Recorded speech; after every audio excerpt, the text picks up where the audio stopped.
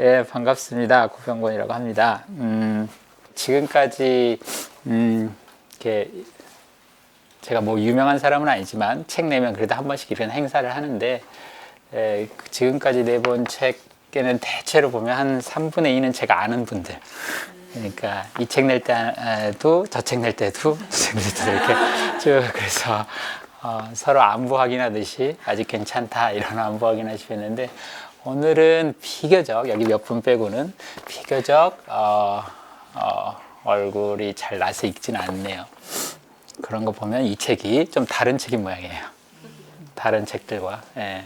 사실 뭐 거기도 썼고 뭐 아마 홍보 자료에도 있었고 했지만 글 모음집이고 제일 오래된 것이 한 2014년 근처쯤 된 글이 한두 개 있을 거고 대부분 한 2, 3년 동안 경향신문하고 이제 제가 있는 노들 장애인야학에서 쓴 글들 거기 사람들이 많이 보지는 않지만 저희 내부에도 잡지가 있거든요.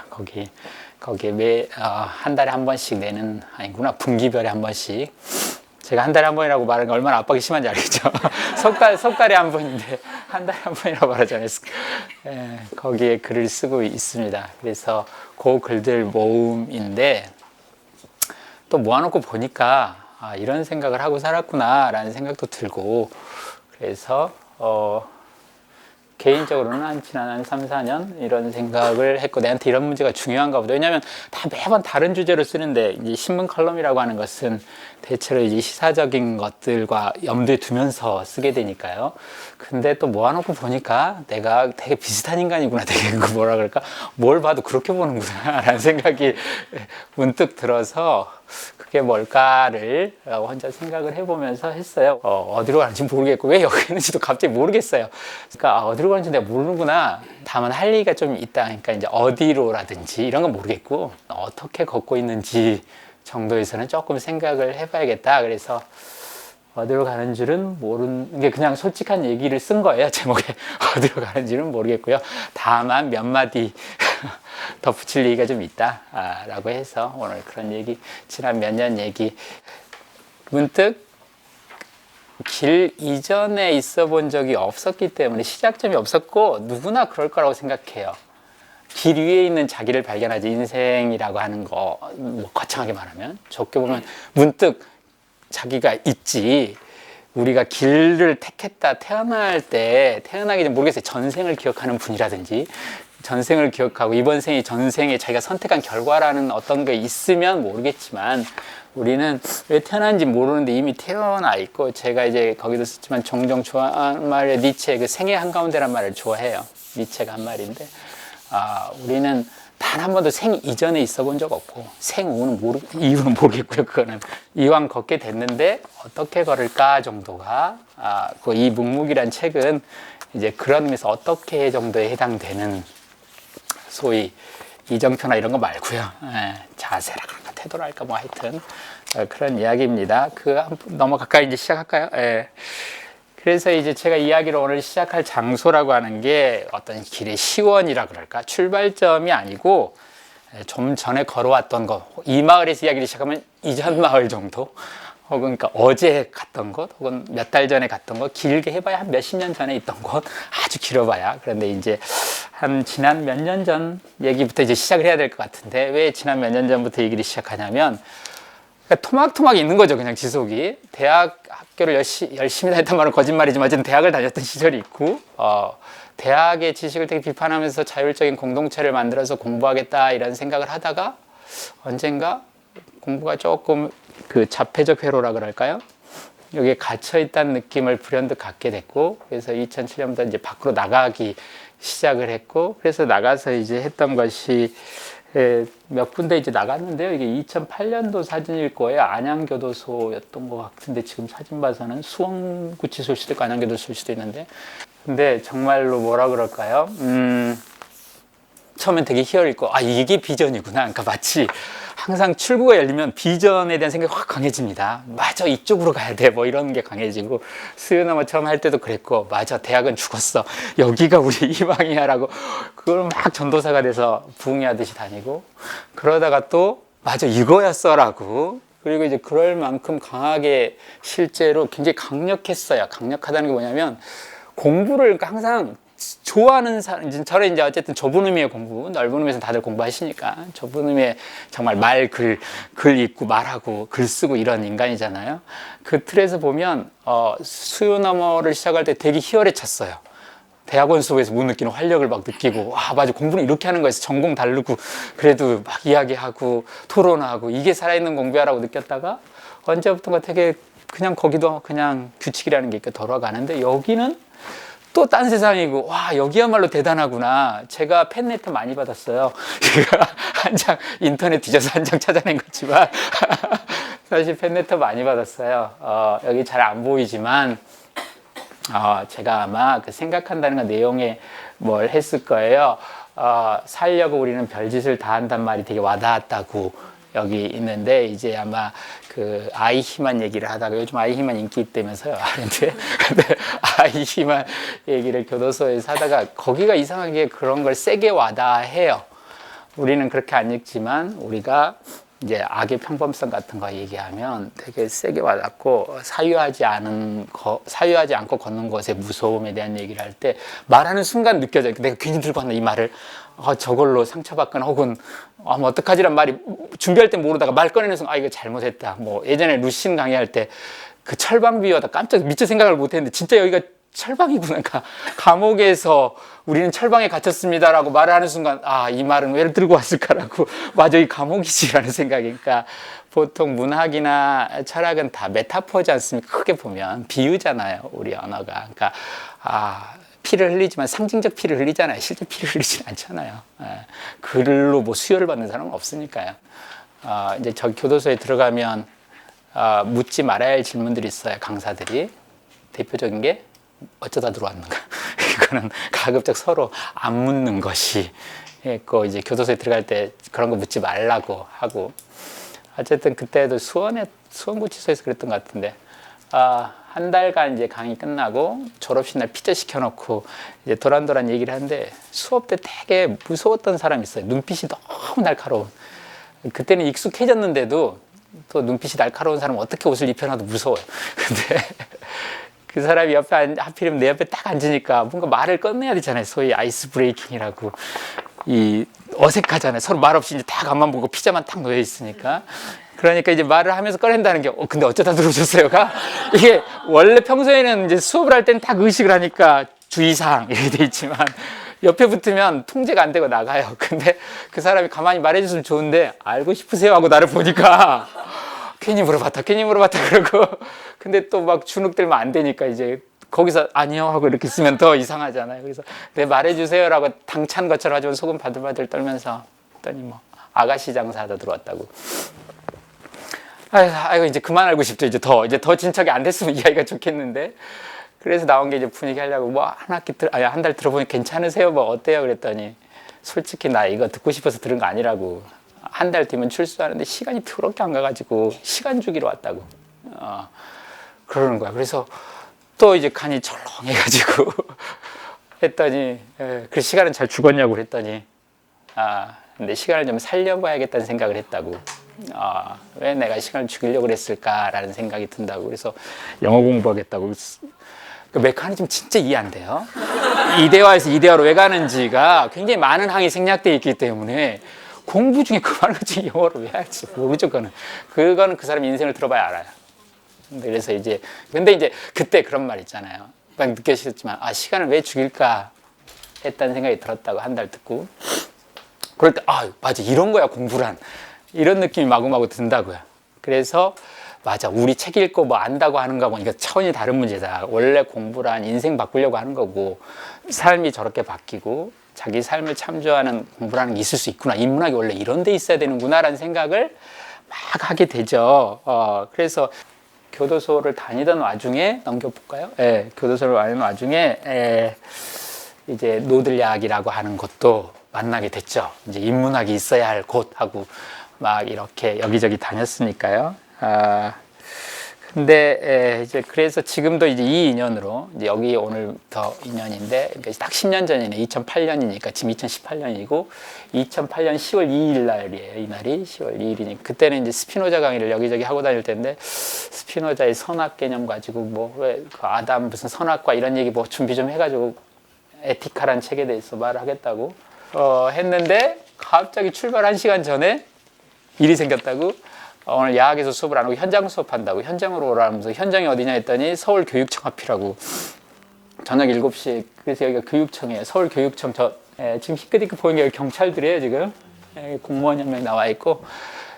그게 이제 왔는데 이게 그날 처음 노들야학에 온 저의 모습인데 그날 장애인 교육 예산을 축소시키겠다고 줄이겠다고 아마 발표를 한 모양이에요 그날. 근데 그날 그러니까 오후 5시쯤 나왔는지 4시쯤 오후 뉴스가 나오니까 바로 학생들이 다 뛰쳐나와서 이리 온 거죠. 선생들이랑. 그런데 이제 놀라운 것은 그렇게 해서 데모를 하면 되는데 그리고 제가 그쪽으로 오래서 갔더니 실제로 뭐 아직 센 건 아닌데 저 앞에 정문을 잡고 막 몸싸움이 좀 있었어요. 그리고 갖고 이제 갔는데 누가 이제 수업합시다 그러더라고요. 수업 시간 됐다고.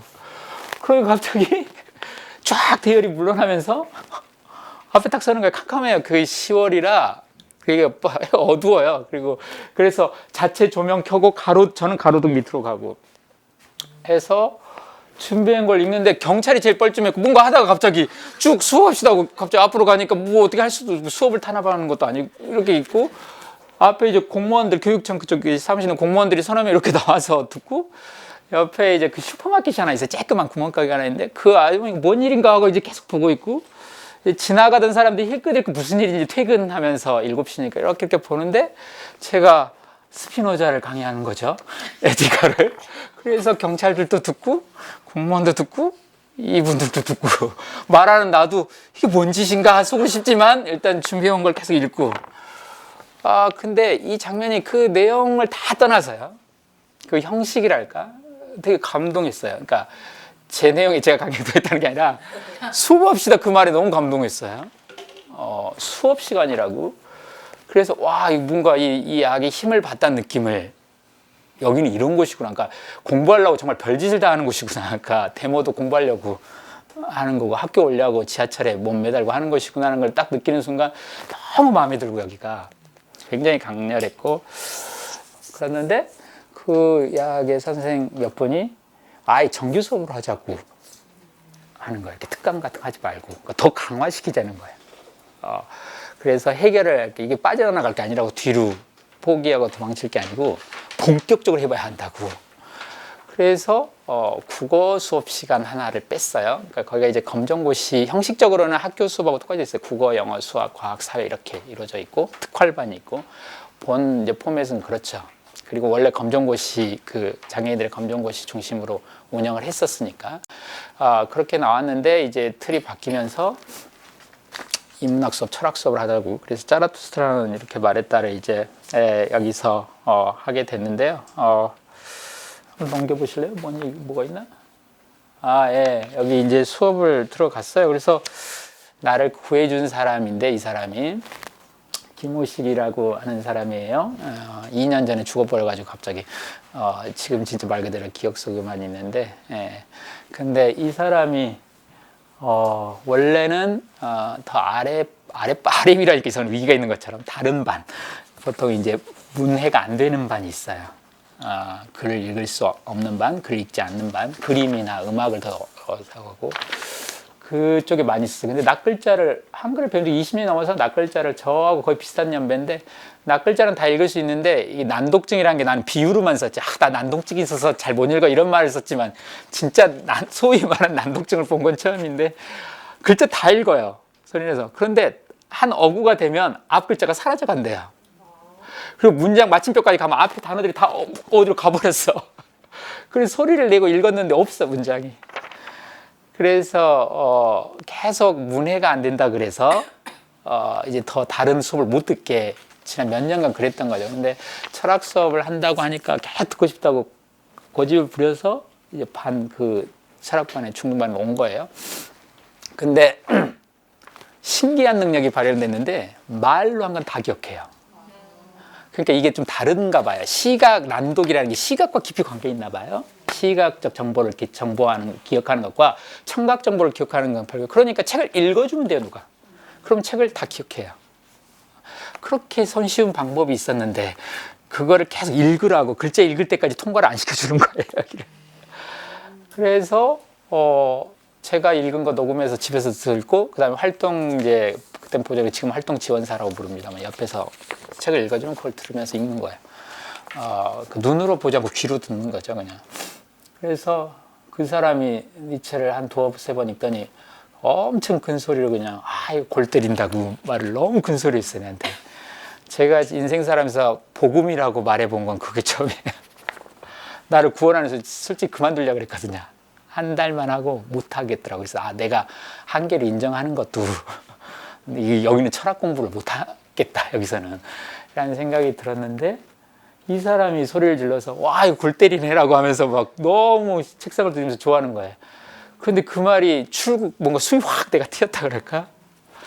이걸 니체 생각을 신기해하면서 골 때린다고 말하는 한 사람이 딱 말을 해주니까 그래서 이제 했죠. 그리고 나서 이 사람이 공부를 되게 열심히 했어요. 니체를 열심히 읽었고 그 다음에 내가 이제 루신을 하자고 해서 근데 루신을 또 막 열심히 읽었고 그 뒤에는 이제 제가 있는 곳까지 찾아왔다고 또 거기는 그 계단이어서 이렇게 올라올 수도 없는데 어쨌든 매달려서 오고 막 그랬어요. 그래서 글도 한 편 썼어요. 국회의원들에게 드리는 보고라고 하는 글. 근데 이게 이제 꿈이 동화작가였던 사람인데 어쨌든 그 있죠. 학술원에 드리는 보고 카프카의 소설 그걸 패러디한 거예요. 근데 문구는 똑같은데 내용의 어감은 완전 달라요. 근데 이제 입구가 이렇게 써져 있어요. 고매하신 국회의원 여러분, 여러분들은 장애인으로 살아온 저의 인생담을 발표하라고 했습니다. 그것이 어떻게 당신들 덕에 가능했는지 말입니다. 하지만 저는 이제 당신들이 원하는 장애인에서 이제 이야기꾼이 됐습니다. 착한 장애인으로 살았다면 여기까지 못 왔을 겁니다. 고집이 있었으니까 여기까지 왔지 고집 없었다면 여기까지 못 왔을 겁니다. 집에서 주는 거나 받아먹고 가만히 있었으면 계속해서 주는 거나 받아먹고 안전하게 살고자 하는 고집이 생겼을 겁니다. 저는 공부하겠다는 고집으로 여기까지 왔습니다. 그래서 이제 얘기가 쭉 있어요. 빨간 피터처럼 나도 총을 2방 맞았는데 빨간 피터는 이제 맞아서 하나 스킨 자국 때문에 빨간색 그것 때문에 빨간이란 피터라는 말하고 하나는 이제 엉덩이 총알이 박혀서 쩔룩거리면서 장애인으로 그 빨간 피터도 장애인 유인원이죠. 침팬치. 예, 근데 이 사람도 2방 맞았다고 자기가 근데 2방 다 자기는 가슴으로 맞았다고 하나는 이 사람의 목소리가 너무 커요. 제가 아까 복음이라고 말했던 그래서 하고 또 웃을 때 너무 깔깔대고 웃어요. 그래서 장애인 주제에 목소리도 그거 깔깔댄다고 2방 맞았는데 그 2방으로 이제 자기가 장애인이 됐다 뭐 이런 얘기하면서 쭉 쓴 글이에요. 참 잘 썼어요. 명문이에요 정말로. 글을 너무 잘 썼고 어쨌든 이 사람을 만나서 공부를 했어요. 공부를 했고 넘겨주실래요? 근데 이제 루신을 같이 읽었는데 촉이 좋아요. 이 루신에 대해서 이 친구가 내한테 루신을 읽고 드는 생각은 진짜 사람이 싸울 때는 예의를 갖추지 말고 싸워야 되는구나. 그 페어플레이는 아직 이르다라는 루신의 글이 있잖아요, 그렇죠? 예, 그러니까 착한 장애인은 장애를 못 구한다라고 하는 거 있잖아요. 체육관에서 주는 거 먹고 장애인을 나와서는 현실 못 바꾼다고. 그래서 나쁜 장애인이 돼야 되겠다. 나도 이렇게 결심을 했다. 그런데 두 번째 얘기가 저를 딱 했는데 저거예요. 쭉 보니까 갈 데가 있는 사람은 조금 하다 말고 가고 갈 데가 없는 사람이 그래도 계속 붙어 있는 것 같아요. 라고 말을 하더라고요. 예, 그때 조금, 그렇구나. 라고 했어요. 왜냐하면 실제로 이제 여기서 많이 느꼈는데 언제부턴가는 뭐 사명감을 처음엔 갖고 왔었잖아요. 그래, 인문학이 사람 바꾸는 데 쓰는 약처럼 막 들고 약 팔러도 다니고 여기저기 그랬다가 문득 이제 하다가 처음에는 강의하는 거 출구를 찾다 이렇게 보니까 목소리도 여러 번 하다 보면 이제 말을 알아듣게 돼요. 저 사람은 저 발음을 저렇게 하는구나를 알게 되는 순간 들려요, 정말로. 이제 찾고 있으면 자꾸 듣게 돼요. 그리고 이제 들리니까. 그 저 사람이 말하는 사람이었구나라는 것도 알게 되고. 그러니까 들을 수 있게 되는 거죠. 처음에는 저 사람들은 말을 못해. 누가 대신해 줘야 되고, 얼른 뭐 엄마 아빠 찾으려고 활동지원사 찾으려고 그러고 누가 좀 통역해 달라는 식으로 그렇게 되게 무례한 당사자 누가 뭐래서 내가 이따 말했는데 너 누구 뭐 보호자 없니 뭐 이렇게 찾는다고 해보세요. 얼마나 모욕적일지 본인에게. 근데 어떻든 그렇게 하다 보니까 내가 말할 수 있고 저들은 말할 수 없고 저 목소리 없는 사람들을 위한 목소리가 세상에는 필요해라고 생각을 했는데 그게 굉장히 무책임하고 오만하구나. 여기 이제 책에 썼지만 책임이라고 하는 걸 responsibility란 response 할 수 있다, 응답할 수 있다. 이거. 응답한다는 것은 말하는 거긴 하지만 그냥 말하는 게 아니라 들은 말에 대해서 말하는 게 응답이니까. 즉 들었다는 얘기고 들었다는 얘기는 그 다음에 더 나가면 그가 말했다는 걸 인정해야 한다고. 즉 책임 있는 태도는 상대방이 말하는 사람이라는 것을 인정하는 것. 그리고 그러면 안 들린다는 건 그가 말을 못해서가 아니라 내가 듣지를 못하고 있구나라고, 그것이 책임 리스폰시빌리티 의미구나라고 하는 생각을 문득 하게 됐는데 어쨌든 들리게 되세요. 이렇게. 근데 이제 이 말을 문득 들으니까 그렇구나. 근데 이제 그러다 보니까 야하게 그런 표현이 많아요. 어차피 여기는 갈 데 없는 사람들이 붙어 있는 곳이구나. 그러니까 방학이 무지 짧아요. 수업이 22주예요. 여기 한 학기가. 그러니까 이제 지금 31일 날 종강인데 저도 요 주까지 있고 31일 날이 다행히 방학식이어서 예전에는 1월까지 그 전학기 수업을 하고 2월 한 달 방학하고 지금은 2월 개학이에요. 방학 한 달이에요. 근데 그 한 달, 왜냐면 이분들이 다른 데를 갈 수가 없잖아요.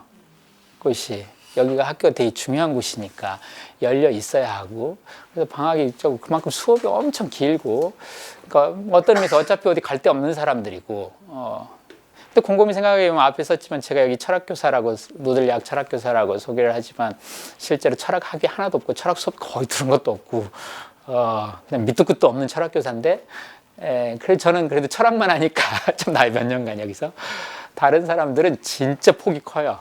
역사교사가 수학하고 수학교사가 과학하고 뭐 다음 학기 또 몰라. 이번에 이제 한 2주 있다가 또 교사 그 수련회 있는 내부. 근데 거기서 뭐가 낙착될지 몰라. 전부 다 바르르 떨면서 어떤 과목이 떨어지는 거지 할지도 몰라요. 일단 희망을 존중해 주지만 희망대로 될 가능성은 많지 않아요. 아주 소수 빼고는. 저처럼 이제 무능력한, 다른 건 못해요. 이제 이렇게 들어눕는 애들만 그 과목 맞고. 근데 왜 그렇게 되냐면 거기 교사 자격증 가진 사람 아무도 없어요. 왜냐면 교사 자격증 가진 사람은 안 오니까요. 어차피 전교사 아무도 안 와요, 거기. 이 학교가 어차피 정식 학교도 아니고 월급도 안 나오고. 그러니까 당연히 안 오죠. 그런데 안 할 수는 없잖아요, 수업을. 그럼 어떻게 하겠어요? 어쩔 수 없이 해야죠. 어차피 해야죠, 그리고. 이왕 이렇게 된 거 해야죠. 다 이런 거죠. 이왕 이렇게 된 거 어차피 어쩔 수 없이.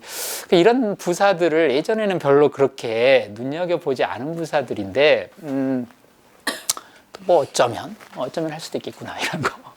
이런 부사들, 예전에는 adverb라고 하는 게 이제 제일 마지막에 오고 형용사라든지 동사를 꾸며준다라는 생각을 했는데 이제는 거꾸로는 생각이 들어요. adverb는 원래 added verb잖아요, 그렇죠? 이렇게 동사에 더해진 것인데 반대일지도 모르겠다. 동사가 달라붙은 여기에. 그래서 이런 어떤 자세나 태도 속에 행위가 달라붙지. 분위기 속에 행위의 분위기, 그 행위를 묘사하기 위한 말이 붙는 게 아니라 공기가 먼저 있고 어떤 분위기가 먼저 있고 어쩌면 혹시 뭐 이런 것 속에서 그럴 수도 있겠다는 생각이 어쨌든 드는데 그래서 왜 여기 그런 말이 많구나. 여기 교장 선생의 아이디가 어깨꿈이에요. 뭘 것 같으세요? 어깨꿈? 어깨로 꾸는 꿈? 어차피 깨진 꿈이란 뜻이에요. 이분이 대학교 1학년 때 패러글라이딩 타다가 이제 하늘에서 떨어져가지고 이제 그 하반신 마비고, 그리고 이제 몇 년간 술만 먹고 막 하다가 그 뒤부터 장애 운동하고 야학을 이끌고 이렇게 지금 18년, 거의 20년 됐나? 그 야학 교장 한 지가. 근데 이 사람의 아이디가 어깨꿈이라고 그러니까. 그래서 근데 이 사람 못 이겨요. 어차피 깨진 꿈으로 달라드는 인간은 진짜 이기기 힘들어요. 어떻게 보면 실패한다는 거잖아요. 깨졌다는 얘기는, 꿈이 깨졌다는 얘기는 실패인데 무서운 실패예요. 이 실패는 승리한 사람들을 무섭게 만드는 실패. 왜 저런 인간이 앞에 실패해가지고 이렇게 우리를 힘들게 할까라고 공무원들은 생각할지 모르겠어요. 어쨌든 어차피 이런 말이 많고, 이 어차피 정신이 넘겨주실래요? 이게 되게 재밌는 장면인데, 이제 개학날 급훈이라는 걸 정해요, 항상. 근데 이제 급훈이 어쩔 수 없다가 이제 급훈이 됐는데, 원래 급훈은 그게 아니에요. 항상 지각하지 말자가 이제 제안이 됐어요. 되게 모범적인 학생이 꼭 한 명은 있거든요, 어디나. 그래서 뭐 밥을 열심히 먹자, 집회 열심히 나가자, 여기는 지각하지 말자, 뭐 공부를 열심히 하자, 수업 빠지지 말자, 이런 걸 이제 다 급fun을 해서 했는데, 지각하지 말자라고 딱 했는데, 그때 한 사람이 늦었어요. 그 말하고 있는 중에 들어온 사람이 있었어요. 이게 미정 씨라고, 저하고 이제 나이가 똑같은 분인데, 여자분인데. 그러니까 이제 다 눈이, 그러니까 지각하지 말자는 얘기 나왔는데, 이제 들어오니까, 그래서 다 보니까, 어쩔 수 없어. 그러는 거예요. 자, 그때, 왜냐하면, 3시간 먼저 출발했는데, 이게 오래 걸려요. 장애인들이 여기 올 때, 리프트나 교통이 당연히 그렇고. 근데, 많은 것들이 변수가 자기가 통제할 수 없는 변수들이 그렇게 많아요. 왜냐하면, 장애인 콜택시를 불렀는데, 갑자기 사람들이 연말에 모여들어서, 콜이 안 떨어지면, 한없이 기다려야 되니까요. 그리고, 갑자기 버스, 저상버스 타려는데 아저씨가 그냥 쌩까고 가면 다음 저상버스까지 이제 그때는 또 특히 저상버스가 지금처럼 많지도 않으니까 또 한 20분 기다려야 되는데 질이 다르죠. 그래서 몇 시간 전에 출발하는데도 늦는 거예요. 그러니까 어쩔 수 없어라고 하는 거죠. 화가 나서 나도 늦으려고 늦은 거 아니라고 3시간 먼저 나왔다고 집에서. 근데 이제 오는 걸 어떡하냐고 하는데 그 말을 하자마자 다 웃었어요. 왜냐하면 다 무슨 말인지 아니까요. 그런데 그때 갑자기 어쩔 수 없다를 급fun을 하자고 누가 정한 거예요. 그래서 어쩔 수 없다고 지각하지 말자. 잘 안 보이지만 이게 지각하지 말자예요. 그다음에 어쩔 수 없다고. 그런데 압도적으로 어쩔 수 없다가 되는 거예요. 어쩔 수 없다가. 근데 왜냐하면 거기 이제 느낀 게 왜 그러면 이렇게까지 늦게 3시간 해서 늦으면서 욕먹으면서까지 나오냐고. 여기도 어쩔 수 없다예요. 나와야 되니까요. 그러고 살아도. 왜냐면 살아가야 되잖아요, 우리가. 그래서 어쩔 수 없다가 누구는 포기할 때 하는 말이지만 누구는 포기할 수 없을 때 하는 말. 왜 이렇게 자꾸 나와서 이래요? 라고 막. 아니, 어쩔 수 없어요. 이런 거 있잖아요. 노점상 단속할 때. 왜 아줌마 또 나오고 그래? 그러면. 아니, 어쩔 수 없어요. 포기할 수 없다는 거잖아요.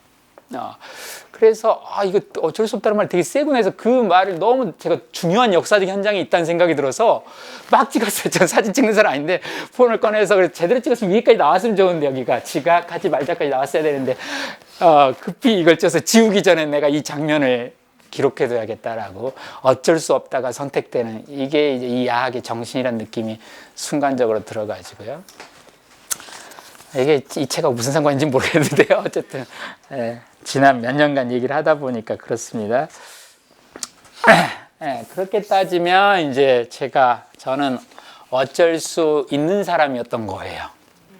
그러니까 여기 온 것이 피치 못할 사정 때문에 온 게 아니고 내가 온 거잖아요. 여기를. 그러니까 난 또 갈 수도 있어요. 마치 막 비장한 지식인에 막 고뇌하는 것처럼 말하면서 뭘 했는데 뭐 적절하게 말 둘러대가지고 나가게 될 거예요. 나가는 이유를 뭐 한 첨가에쯤 만들어낼 수 있어요. 책을 읽다 보면 그런 표현들은 쉽게 건져낼 수가 있어요.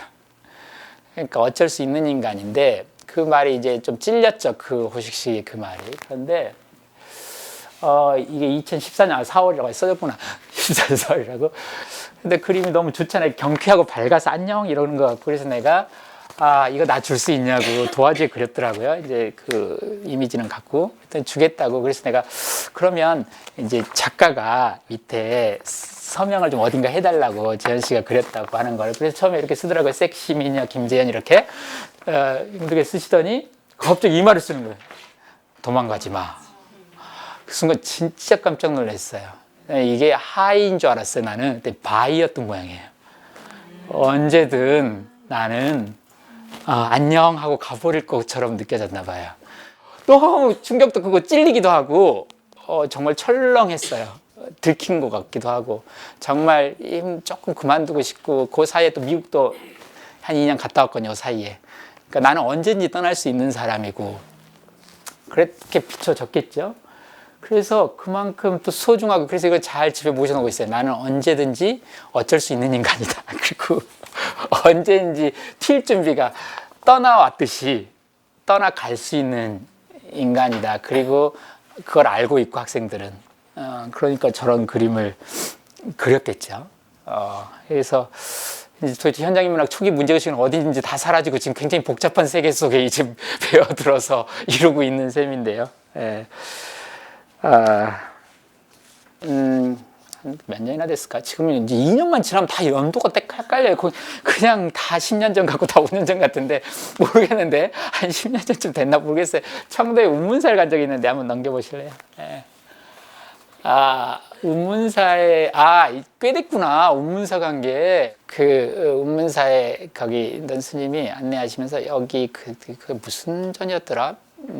비로전인가? 하여튼 무슨 그건데, 거기에 안에 들어가 보라고. 거기서 굉장히 보물이 하나 있다고 찾아보라고. 그러니까 보물? 뭐 국보로 이제 막 뒤졌죠. 불상? 근데 그렇게 달라 보이지 않는데, 막 탱화, 온갖 걸 이렇게 생각하는데, 못 찾으니까 위를 가리키는 거예요. 딱 보는데 저는 못 봤어요. 이게 되게 확대된 그림인데 사람들이 빨리 본 사람들 하고 막 웃는 게 있었어요. 이건데 여기 보이세요? 여기 오른쪽에 뭐가 있어요? 저게 이름이 뭐냐면 악착동자래요.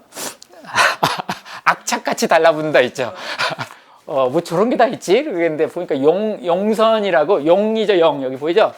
용선이라는 게 있어요. 이렇게 용 머리를 한 배에 악착같이 줄을 잡고 매달려 있어요. 이게 뭐냐면 저 용선이 이 극락세계로 가는 배인가 봐요. 그리고 이게 이제 길을 안내하는, 사람의 길을 안내하는 보살이라고, 인로왕 보살인가? 이끄는 거 이렇게. 그래서 인로왕 보살이라고 길을 이끄는 보살이 있고, 여기가 이제 막 아름다운 기와집 있는 거 보면 극락세계고 되게 아름다운 거고, 착한 일하는 보살들을 싣고 가는 모양이에요.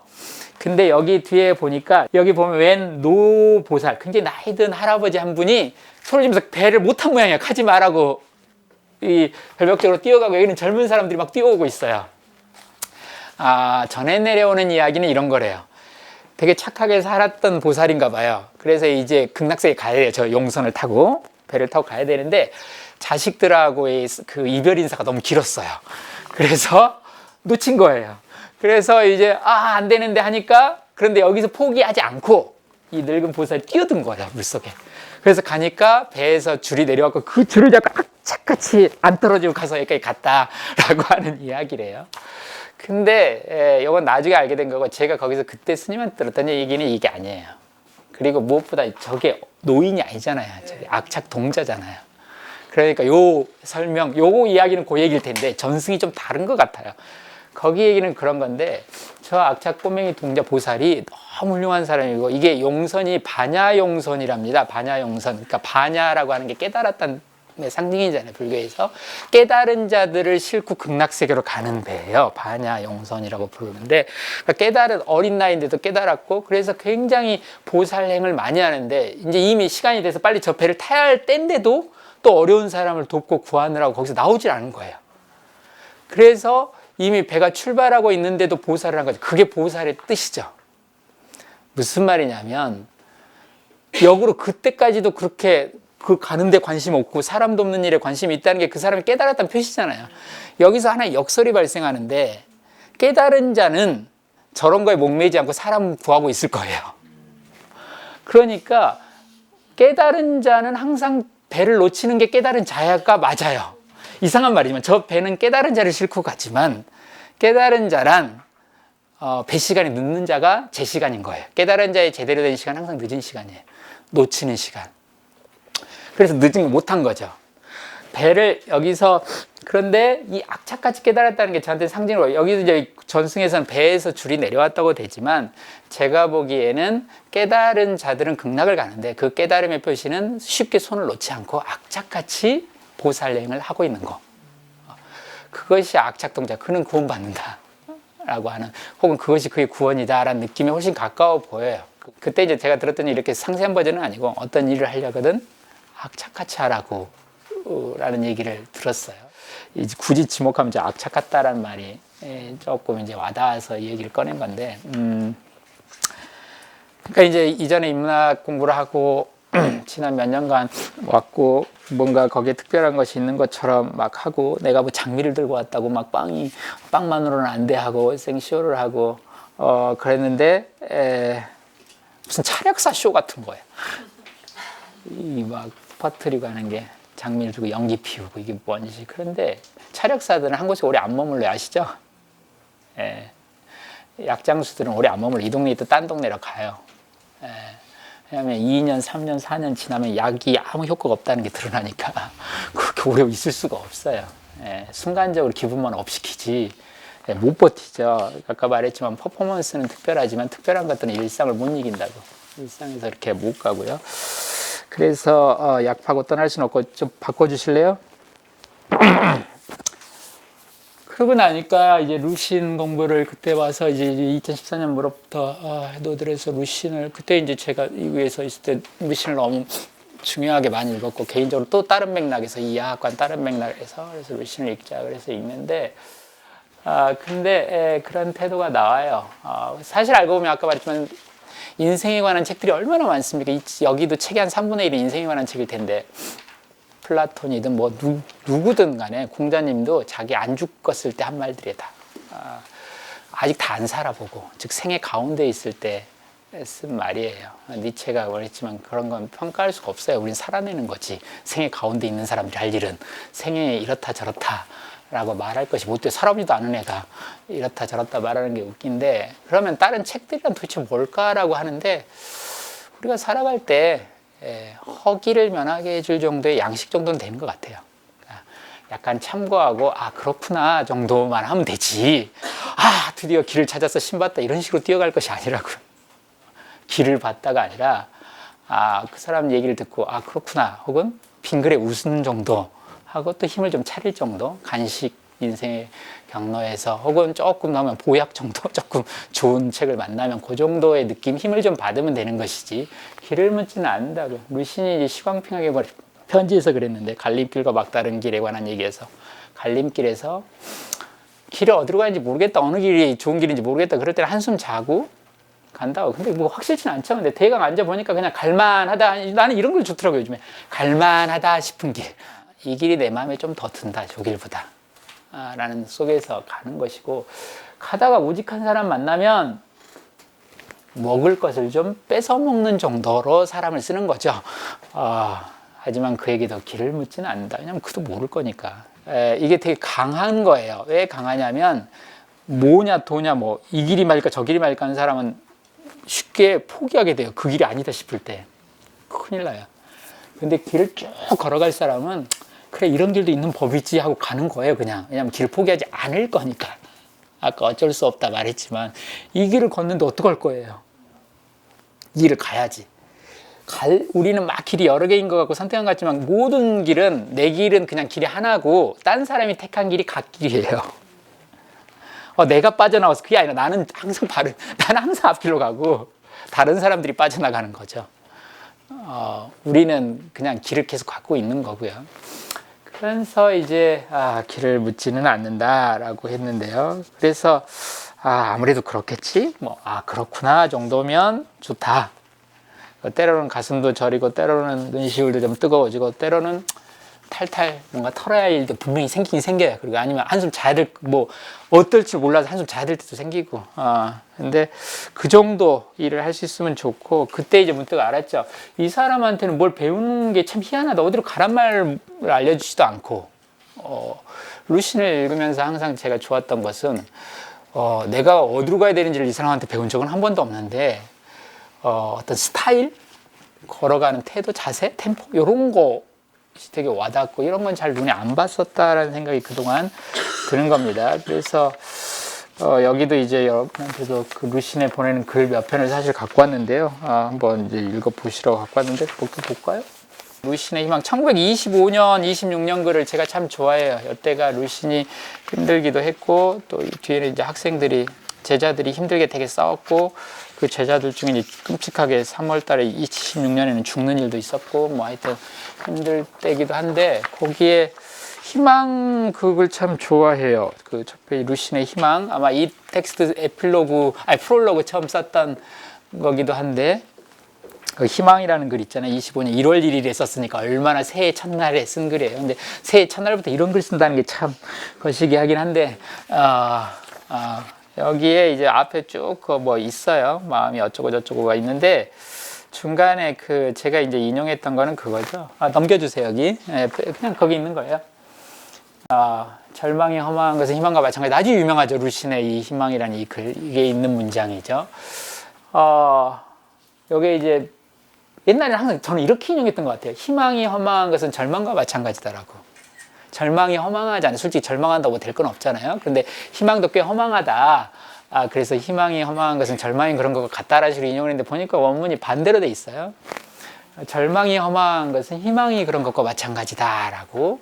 그러니까 지금 템포가 절망에 대해서 뭔가 하고 싶었던 말이 있었던 모양이에요. 이 사람이 희망에 대해서가 아니고, 희망은 애시당초 일찌감치 그런 건 없다는 식으로 갔지만, 읽어보니까 그 페테피 샨토르라고 1848년에 이제 그 헝가리 혁명이 일어나죠. 헝가리가 오스트리아 그 헝가리 제국 있잖아요. 아시죠? 예. 거기서 헝가리가 이제 독립투쟁을 막 벌이잖아요. 거기에 그 혁명가 시인인데 굉장히 젊어서 죽었어요. 혁명 독립운동가고. 근데 시인인데 페테피 샨토르라고 하는 시인의 식구인데, 이 사람이 이제 아마 이때가 루신이 글을 쓸 때가 이 사람 죽은 지가 75주년인가 70몇 주년일 때예요. 그런데 이제 뭐라고 썼냐면, 그 시인이 그 코사크 병사의 칼날에 죽은 지가 벌써 10몇 년이다. 애달다라고 썼어요. 근데 더 애달픈 것은 그의 시가 아직 죽지 않았다는 것이다. 라고 썼어요. 그러니까 그의 시가 여전히 살아있다는 게 서글프다고. 그런 현실, 그 시가 노래하는 현실이. 그런데 거기까지 뭐 그럴 수 있는데 그 구절에서 이렇게 써놨어요. 제가 깜짝 놀랄 때 사실 좀 눈물을 찔끔 흘렸어요. 너무 뭔가에서 그 감정이입이 쓸데없이 돼가지고. 그러니까 호르몬 조절이 좀 문제가 있다고 하더라고요. 남자 50이 되면 대체로. 근데 이게 왜 그랬냐면 이 시인이 되게 강한 인간이에요. 굉장히 강한데 실제로도 강하고 전기적 사실로도 이 글에서도 묘사되는 것이 굉장히 강한 존재인데, 이 어두운 밤길을 쭉 가다가 여기 그 중간에 있죠.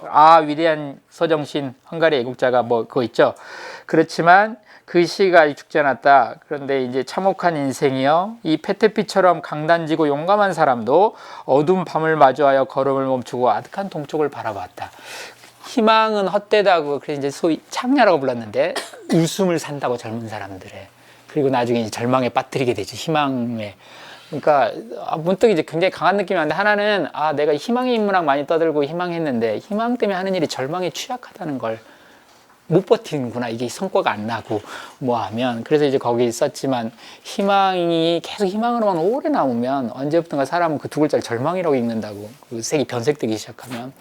이런 느낌을 가지고, 어떤 일을 희망 때문에 하는 사람은 오래 못 가는구나. 어쩔 수 있는 사람들이 다 그런 사람들은. 그러니까 희망이 있든 없든 어쩔 수 없이 해야 되는 사람들은 이게 좀 다르고, 그래서 이제 그렇구나라고 배웠는데, 여기 이제 이 사람도 그걸 굉장히 희망을 욕했던 사람인데, 희망은 헛되다고.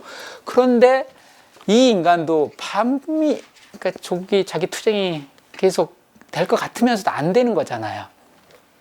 어두운 밤이에요. 계속. 그리고 묵묵하게 간다고 생각을 했는데 고개가 한번 동쪽으로 돌렸다는 거예요. 동쪽으로 왜 돌렸을까요? 해 뜰까봐. 해가 언제 뜨나 그러고. 밤을 견디기가 너무 어려우니까요. 이 강한 시인도 한 번은 고개가 동쪽으로 돌아갔다는 거예요. 그리고 나서 내뱉은 말이에요. 뭐냐면, 근데 아득하거든요. 깜깜해 여전히. 그러니까 그때 확 닥칠 거 아니에요, 절망이.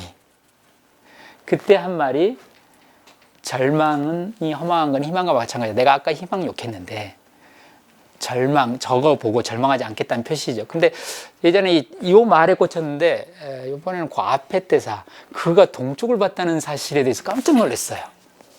이 강한 시인이 한 번쯤은 고개가 동쪽으로 돌아가는구나. 이거 어쩔 수 없어요, 정말로. 쉽지가 않고. 왜냐하면 우리 안에 희망을 만들어내고 싶어하는 애가 있어요. 계속. 걔가 무척 영리해서 없는 희망도 막 만들어내려고 그래.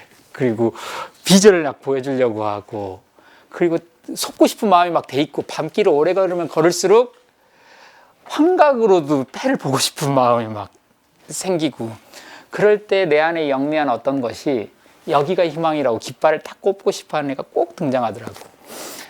근데 이 강한 시인도 그랬구나라고 루신이 말하는 순간, 아득한 동쪽 하늘을 한번 고개 돌렸다고 하는데 진짜 약간 울컥하더라고요. 그렇구나. 그런데도 불구하고 가는 거구나 라고. 그럼에도 불구하고 가는 거지. 그런 거 없이 간 인간이 아니었구나. 그러니까 사람이 흔들리면서 가는 거고, 길에 자신 없으면서 가는 거고, 아무리 강한 척 하지만 확신 없으면서 가는 것이구나 라고 하는 생각이 들었고, 그 길을 갖고 흔들리지 않고 흔들렸던 그런 사람은 없었을 것 같다는 생각을 하게 됐어요. 그럼 넘어가 볼까요? 네, 루신의 행인인데 그거는 참 신비로운 얘기예요. 여기도 그냥 나그네 하나가 지쳐서 어떤 오두막 집을 지나가고 거기 노인네와 어린 소녀가 그에게 물을 건네고 물을 마시고 좀 쉬었다 가려는데 아니다고 난 가야 한다고 그러면서 다시 걷게 되는 거. 어디로 가는지도 모르고 뭐 하는지도 모르고. 그러나 이 길의 끝에 뭐가 있는지는 알아요. 무덤이 있다는 거. 이 사람 오기 전부터 알았고 할아버지한테 물었는데 할아버지도 마찬가지로 뒤에 가면 무덤이 있다고 쭉 가면 라고 했는데 근데 곰곰이 생각하면 우리 다 알아요. 우리 인생의 끝에 무덤 있는 거 모르는 사람 있어요?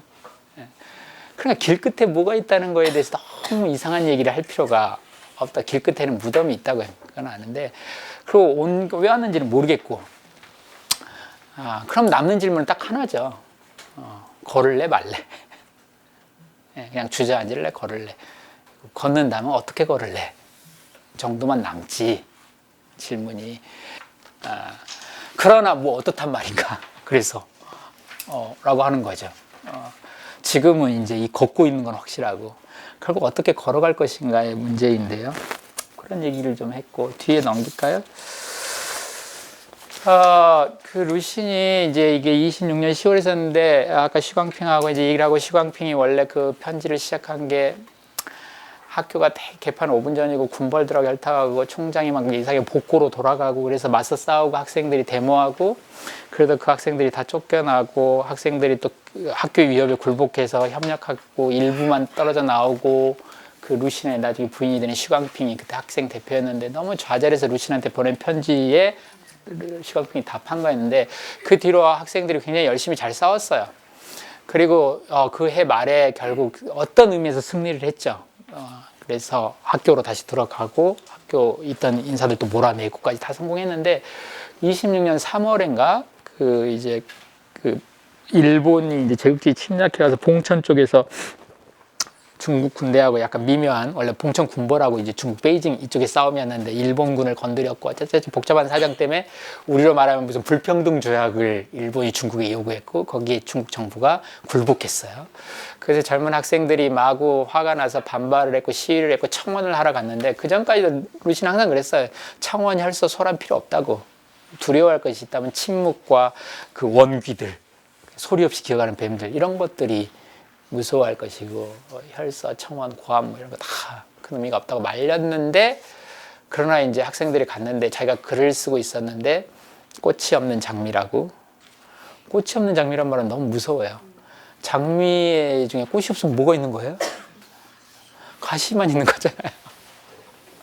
자기의 마음을 꽃이 없는 장미라고 썼어요.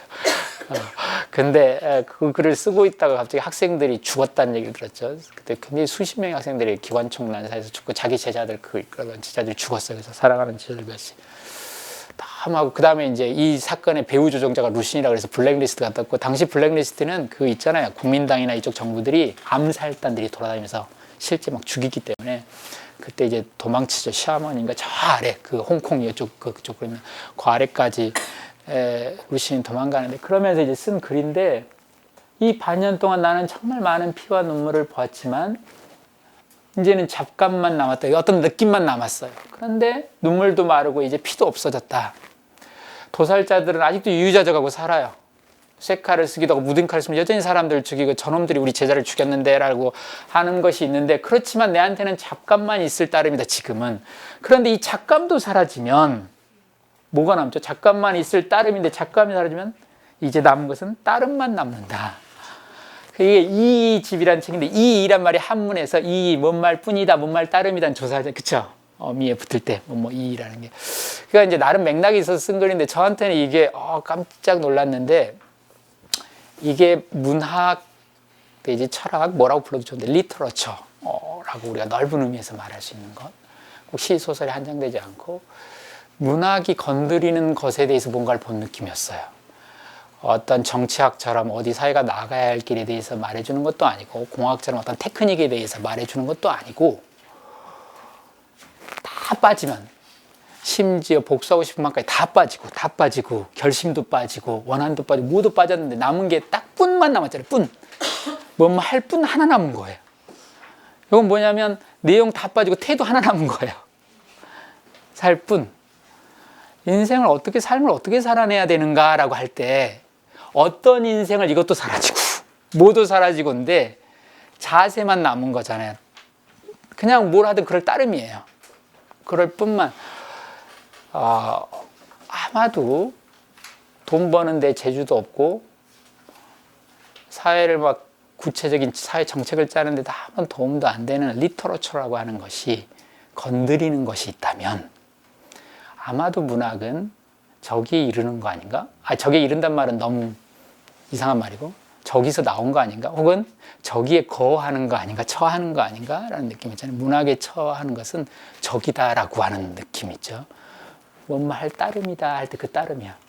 어디로 걸을 건지도 각자 다를 거고, 그렇죠? 가서 뭘 얻을지, 구체적 의미에서 어떻게 테크닉도 다를 거고, 하지만 어떤 자세로 걸어갈 것인가라고 하는 영역 있잖아요. 그 영역, 그 분 하나를 딱 보는 느낌이었어요. 그래서 앞에서부터 계속 나왔던 분. 이야기를 하자면 제가 몇 년 전에 간혹 고향을 가길 가는데 정말 오랜만에 갔어요. 제가 거기를 떠난 지가 한 5년 전쯤에, 한 40년 아니구나, 한 40년 근처, 언저리 좀 31년에서 40년쯤 나온 것 같아요. 거길 떠난 지가 고향. 근데 거길 갔는데 물론 중간중간에도 간 적이 있는데 거길 갔는데 아직도 사촌 동생이 살아요, 거기서. 근데 갔는데 굉장히 오랜만에 그때 이제 저 어렸을 때 갔던 아주머니 한 분이 이렇게 밭을 매는 걸 봤어요. 근데 처음엔 잘 못 알아봤는데 할머니가 이제 다 됐으니까 완전히 백발. 근데 옆에 이제 동생이 저한테 그러는 거예요. 알아보겠냐고. 이제 그 아주머니라고. 그러니까 그렇구나라고 해서 인사를 이제 갔죠. 알아보시서 인사를 딱 했는데 나를 힐끗 저럴 보더니 그냥 계속 밥 매더라고요. 그래서 이제 좀 당혹스럽고 했는데 옆에 그러더라고요. 치매 왔다고. 치매라고. 그래서 저분은 아침에 한 6, 7시 되면 항상 밭에 나오고 그렇게 김을 메고 저녁한테 됐을 때면 꼭 챙겨서 가고 계속 그렇대요. 옆에 누가 해도 듣지 않고 말도 알아듣지 못하고 밥 먹고 하고. 근데 이게 치매라고 하는 것이 의식을 놓은 상태잖아요. 결심을 놓은 상태고 뭐도 없는데 뭐만 남았냐면 부정적으로 말하면 습관만 남은 거예요. 평생 해온 습관만. 그러니까 아침에 일어나서 밭을 메고 돌아간 그 습만 남았고 아무것도 없는 거죠. 그래서 이제 사유가 부재한 상태예요. 부정적으로 보면 사유하지 못하는 거죠. 습이니까. 근데 또 다른 의미에서 보면 내용물에 다 빠지고 어떻게 해야겠다는 결심도 불가능하고 마음이 있어야 그걸 묶는 결심이 될 거 아니에요. 그거 다 빠지고 태도만 남아있는 거예요. 지금까지 삶을 살아온 태도만. 근데 문득 그런 생각이 드는 거죠. 문학이 이르는 건 결국 저 영역이구나라는 생각이 있잖아요. 그래서 의식으로 감출 것도 없고 내가 치매 걸리면 무서워할 사람들 많아요. 그렇죠? 내가 뭔 짓을 할지 모르니까. 지금 의식으로 겨우 눌러놓은 것들. 쪽팔릴까봐 도덕으로 눌러놓고 남들 생각해서 눌러놓은 것들이 다 해방될 텐데. 그때 해방될 때 두렵지 않은 태도가 아마 지금 생겼으면 두려워할 것도 없을지도 모르겠어요. 근데 어쨌든 한편에서는 사유가 사라진 상황이지만 무의식적 행동이지만 다른 한편에서는 문학이 원래 출발했던 영역이고 어떻게라고 하는 것 그리고 아마도 이르러야 하는 그곳이고 그것은 항상 옆에 있는 것 즉 어디에 이를지 어디서 왔는지 그건 모르겠지만 어떻게 걸어야 할지 때 그것을 쭉 만들어 온 어떤 것 아닌가 그런 생각이 문맥을 쓰면서 문득 들었습니다. 여기까지 하죠.